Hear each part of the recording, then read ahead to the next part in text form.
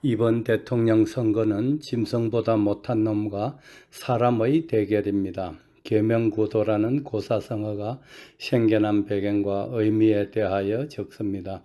계명구도라는 말을 처음 들었을 때 닭과 개가 도둑질을 한다는 뜻인가 싶지요.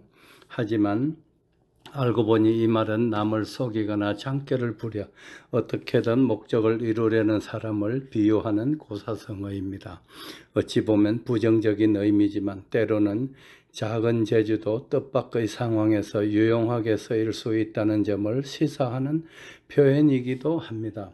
오늘 글에서는 계명구도의 뜻과 유래 그리고 관련된 표현들을 살펴보겠습니다. 계명구도는 하찮아 보이는 작은 재주라도 유용할 때가 있다는 의미를 가진 표현이지만 때로는 교활한 방법으로 목적을 이루려는 태도를 비판하는 의미로도 많이 사용된답니다.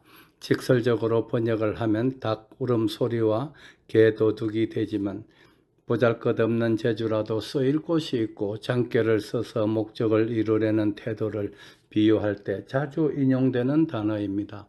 네 글자가 합쳐져 닭 울음소리를 내거나 개처럼 몰래 숨어드는 사소한 재주라는 뜻을 가지며 이는 하찮아 보이는 재능도 뜻밖의 상황에서 쓰일 수 있음을 의미합니다. 이 표현은 춘추 전국시대 제나라의 맹상군이 진나라에 갔다가 감금되었다가 도망치는 과정에서 생겨났습니다. 맹상군은 많은 식객을 거느리고 있었는데 하루는 그들에게 각자의 재주가 무엇이냐고 물었습니다. 한 사람은 저는 닭 울음소리를 기막히게 흉내낼 수 있습니다. 또 다른 사람은 저는 개처럼 몰래 숨어서 물건을 훔칠 수 있습니다. 이 말을 들은 다른 식객들은 그런 쓸데없는 재주가 무슨 소용이 있느냐며 비웃었지만 맹상군은 어쩌면 언젠가 쓸 일이 있을 수도 있겠지라며 그들을 대우했답니다. 얼마 후 맹상군은 진나라 왕에게 억류되는 위기에 처했습니다. 한 식객이 개처럼 몰래 성 안으로 들어가 왕이 가장 아끼는 모피를 훔쳐 후궁에게 바쳤고 그녀의 도움으로 맹상군은 풀려났습니다. 탈출하려 했지만 성문이 새벽 닭 울음소리가 들려야 열리는 규칙이 있었는데 그때 닭 울음소리를 흉내내던 식객이 새벽이 온 것처럼 울었고 착각한 병사들이 성문을 열어 맹상군은 무사히 빠져나갈 수 있었답니다. 이 사건 이후 계명구도라는 표현이 생겼으며 하찮아 보이는 재주라도 상황에 따라서는 유용할 수 있다는 의미로 사용되었습니다. 하지만 한편으로는 비열한 방법을 써서 목적을 달성하는 태도를 비판하는 의미도 함께 가지게 되었지요. 계명구도는 장깨와 교활한 수단을 의미하는데 이에 반대되는 개념으로 정직하고 올바른 태도를 강조하는 표현들도 있습니다.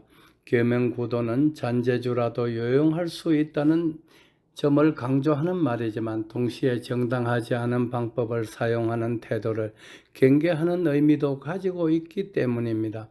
찌재맹이 같은 인간 말종을 지칭할 때 사용하기 딱 좋은 고사성어인 셈입니다.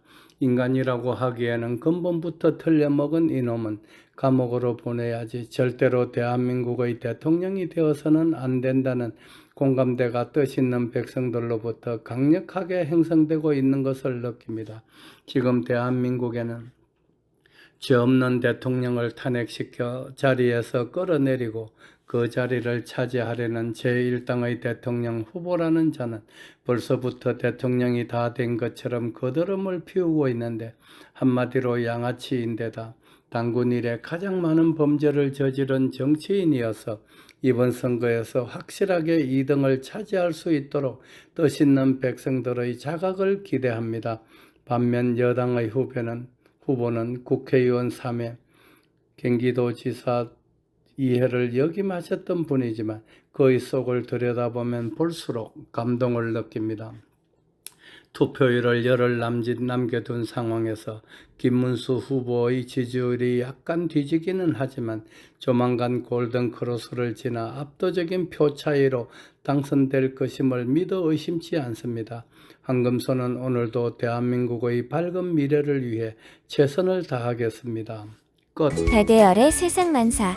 구독과 좋아요를 눌러주시면 황금소는 큰 힘을 얻습니다.